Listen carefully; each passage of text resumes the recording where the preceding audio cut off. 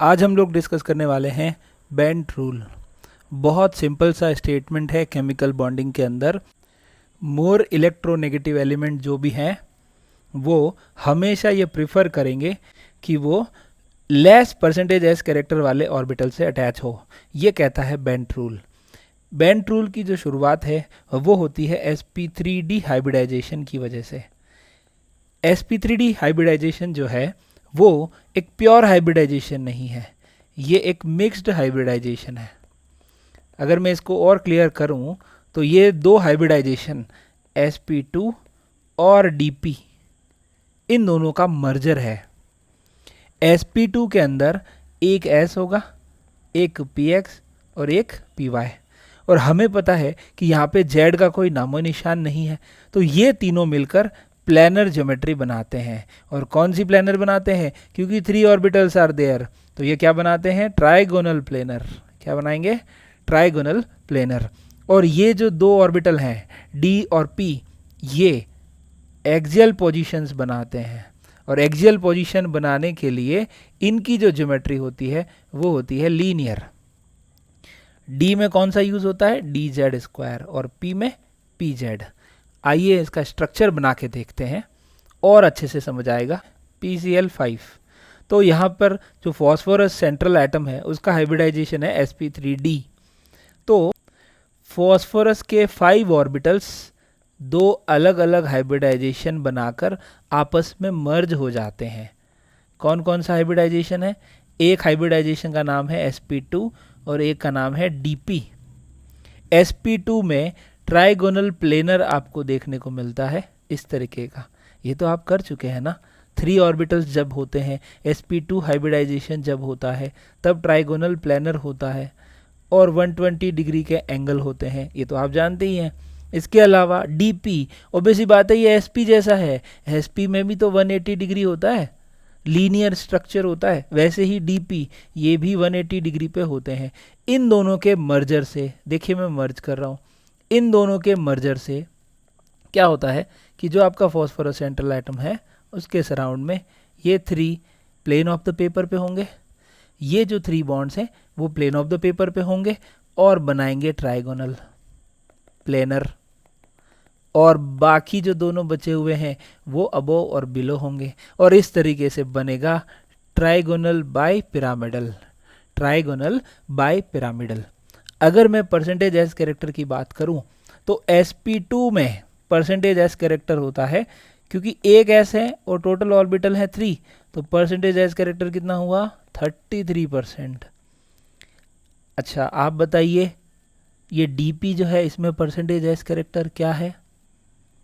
हाँ बिल्कुल सही सोच रहे हो, इसमें तो s है ही नहीं, और s है ही नहीं तो 0% एस कैरेक्टर। तो बेंट रूल यही कहता है कि जो ज़्यादा इलेक्ट्रोनेगेटिव एलिमेंट होंगे वो हमेशा इनको प्रिफर करेंगे, मतलब एक्सियल पोजीशंस को प्रिफर करेंगे। यहाँ पे अभी पांचों के पांचों Cl है, ऑल 5 आर Cl, तो सारे Cl इसी तरह लगेंगे। बट हाँ, सारी बॉन्ड लेंथ सेम नहीं होगी। आप खुद सोचिए, अगर ये प्योर हाइब्रिडाइजेशन होता तो हाइब्रिडाइजेशन की वजह से सारे बॉन्ड सेम हो जाते हैं, लेकिन ये प्योर नहीं है, ये दो तरह के sp2 और dp का मर्जर है। इसी वजह से इसमें जो एक्सियल बॉन्ड होते हैं, कौन से वाले? ये जो ग्रीन कलर से मैंने बनाए हैं, ये दोनों बॉन्ड थोड़े से लेंदी होते हैं और इनको हम बोलते हैं एक्सियल बॉन्ड्स। और ये जो व्हाइट कलर में तीनों बनाए हैं, ये तीनों, ये इक्वेटोरियल बॉन्ड है। तो अगर बॉन्ड लेंथ की बात करूं तो इक्वेटोरियल बॉन्ड लेंथ कम होती है बॉन्ड लेंथ ऑफ एक्सियल से। मान लीजिए ऐसा कोई क्वेश्चन आए जिसमें आपसे पूछा जाए कि ऐसा कौन सा मॉलिक्यूल है जिसमें सारे के सारे बॉन्ड सेम नहीं है, तो आप क्या कहेंगे? PCl5 मॉलिक्यूल के अंदर सारे बॉन्ड सेम नहीं है, एक्सियल बॉन्ड्स आर लॉन्गर, थोड़े से लंबे हैं, और equatorial bonds are shorter because of this type of mixed hybridization. और इन दोनों को मिक्स करके हम लोग पढ़ते हैं sp3d। याद रह जाएगा। और एग्जाम्पल देते हैं, किस तरह के एग्जाम्पल क्वेश्चन में, और एग्जाम्पल देखते हैं एग्जाम में किस तरह के क्वेश्चन बनते हैं। तो हम ले रहे हैं PCl3F2, हमको पता है कि F जो है ना वो मोर इलेक्ट्रोनेगेटिव एलिमेंट है, और ज़्यादा इलेक्ट्रोनेगेटिव एलिमेंट की टेंडेंसी होती है इलेक्ट्रॉन को अपनी तरफ पुल करना, अपनी तरफ खींचना, ये इलेक्ट्रॉन को खींचना चाहता है। और हमें ये भी पता है कि s ऑर्बिटल जो होते हैं वो न्यूक्लियस के ज़्यादा पास होते हैं, तो फ्लोरीन न्यूक्लियस के पास वाले ऑर्बिटल में जो इलेक्ट्रॉन है उनको ज़्यादा अच्छे से नहीं खींच पाएगा, तो ये चाहेगा कि ये ऐसे ऑर्बिटल के साथ अटैच हो जो s कैरेक्टर कम रखते हो। तो हम जब स्ट्रक्चर बनाएंगे तो एक्सियल पोजीशन पे हम लोग लिखेंगे दोनों फ्लोरीन, और इक्वेटोरियल पोजीशन पे लिखेंगे तीनों क्लोरीन। ये लेंथ ज़्यादा होगी दोनों, और ये लेंथ छोटी होगी बाय डिफ़ॉल्ट। तो इस तरह का स्ट्रक्चर देखने को मिलेगा जहाँ पे ट्राइगोनल प्लेनर पार्ट में तीनों Cl रहेंगे, और एक्सियल दोनों एक्सियल पोजीशन अबोव और बिलो, टॉप और बॉटम, इसको हम बोलेंगे ये ऑक्यूपाई होगी फ्लोरीन से। इसी तरह कुछ एग्जांपल और देख लेते हैं। SCl2F2, हमें पता है कि यहाँ पर सल्फर का हाइब्रिडाइजेशन होता है sp3d, ठीक है, तो यहाँ पर भी इसी तरह का स्ट्रक्चर बनेगा। अब यहाँ पे दोनों फ्लोरीन है, तो सबसे पहला काम हाई इलेक्ट्रोनेगेटिव एलिमेंट्स को तो टॉप और बॉटम पे लगा दो, बाकी बचे हुए कौन, Cl और Cl बिल्कुल पास पास। तो यहाँ कौन आएगा, इस पोजीशन पे कौन आएगा, तो हमें पता है कि सल्फर के पास एक लोन पेयर होता है, तो इस लोन पेयर को हम लोग इक्वेटोरियल पोजीशन पे रखेंगे। ऑब्वियस सी बात है कि sp3d हाइब्रिडाइजेशन के अंदर, sp3d हाइब्रिडाइजेशन के अंदर इस तरह का ऑर्बिटल कंट्रीब्यूशन हम लोग लिखते हैं। तो हम लोग सल्फर का अगर लिखें तो 1 2 3 4 5 और 6, ये टोटल 6 इलेक्ट्रॉन से एक एक्साइट हो गया, आगे चला गया, हाइब्रिडाइजेशन हो रहा है यहाँ से यहाँ तक। तो ये 1 2 3 और 4 ये तो बॉन्ड कर रहे हैं F और Cl से, ये जो है वो s ऑर्बिटल में है। हम यूँ कह सकते हैं कि ये s का हिस्सा है, और हमें पता है इक्वेटोरियल पोजीशन पर ही s ऑर्बिटल का कंट्रीब्यूशन होता है, एक्सियल पोजीशन पे तो होता ही नहीं है। इसलिए हम लोग sp3d हाइब्रिडाइजेशन में लोन पेयर को इक्वेटोरियल पोजीशन देते हैं। बात समझ में आ गई होगी। एक एग्जाम्पल और देख लेते हैं जिनॉन का, जिनॉन O2F2।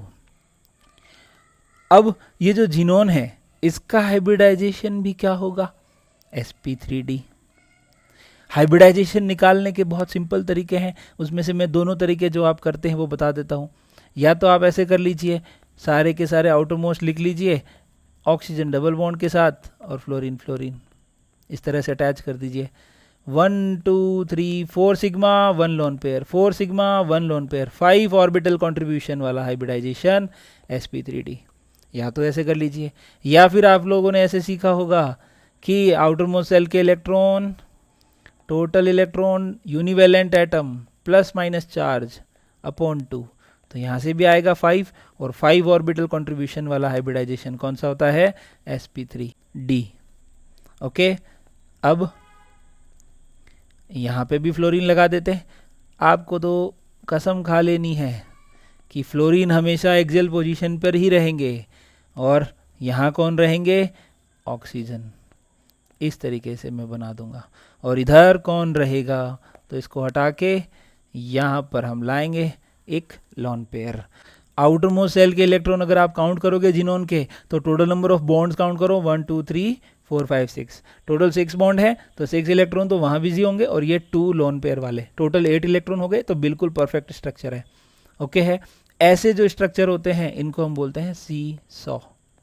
इनको हम लोग इस तरीके से देखते हैं कि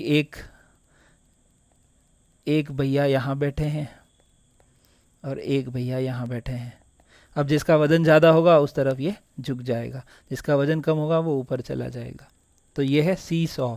ये के नहीं है, आप ये मत सोचिए ये के है, के नहीं है। आपको ऐसा लग रहा होगा स्ट्रक्चर देख के कि ये के है, लेकिन ये के नहीं है, क्योंकि ये दोनों जो बॉन्ड हैं वो दोनों अलग प्लेन में हैं। एफ जो है वो अबो और बिलो अलग प्लेन में है, ठीक है। इसी तरह की और छोटी छोटी बातें हम लोग सीखते रहेंगे। जुड़े रहिए।